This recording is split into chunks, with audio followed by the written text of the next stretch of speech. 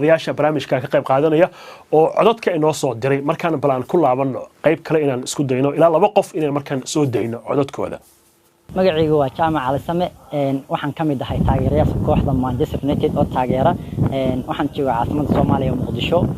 haddii aan fikirkay ka dhiibto horyaalka Ingiriiska mahaantii sanadkan wuxuu leeyahay xamaasad gaar ah marka loo fiiriyo sanadadii hore Liverpool oo waayo ku dhawaad 30 sano horyaalkan arkin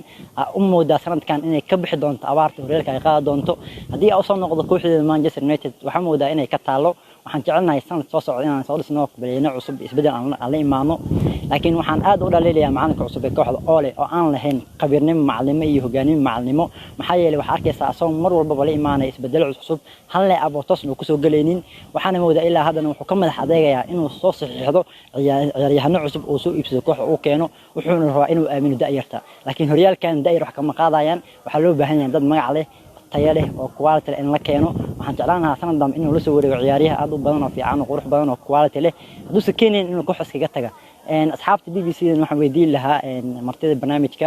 Liverpool sanadkan iyo sanadaha soo socdo lagama yaabaa inay saan ku sii socoto ama isbedel ba imaan doono waa maasantiin dhamaantiin waayahay aad iyo aad u mahadsan daawadahaasi su'aashaas waxaan filayaa horay aan uga jawaabnay marka waa ka soconaynaa ra'yigiisa ayaan ka hadli doonaa Manchester United oo ka hadli doonaa wali waxaan sidoo kale eegi doonaa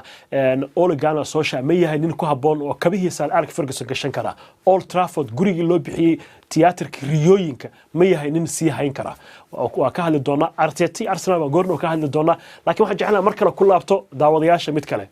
السلام عليكم BBC Somali magacay waa Xasan Absugo oo jooga South Africa ahna taageera Manchester United haddii aan falqaynta ciyaarta ee maanta aan u guda galo horta waa la kala tagayo leesma hayo Liverpool iyagoon ana ahayn orodna ahayn ay ciyaar tahay baa lagu kala tagay oo Liverpool waxa ay laga badin dhowr kulan laga badin halka Man City laga badiyay 6 kulan halka Manchester United laga badiyay 11 Chelsea iyo Arsenal hadii la isku daray iyagana waxa laga badiyay 12 kulan marka leesma haya ayaan leeyahay oo waa lagu kala tagay horyaalka sidaas awgeedna Liverpool ayaa siyaahana doonto horyaalka English Premier League hadii loo fiiriyo dhinaca ciyaaraha marka waxaan leeyahay taageerayaasha kale todo sida aniga kooxooda ay hoos jiraan bal macallimiinta amba tababarayaashaada waxba kama qaadi kartiin la tashto oo kor u soo qaada kooxihiina insha Allah adna mahadsantiin BBC waayahay adinkuna aad iyo aad u mahadsantihiin daawadayaalka haddii waqtigu inoo saamaxo ayaan halkan sidoo kale codkooda ka soo deyn doonaa waayo aan u wareega markaan magaalada Ottawa dalkaas Canada Cismaan fantastic Cismaan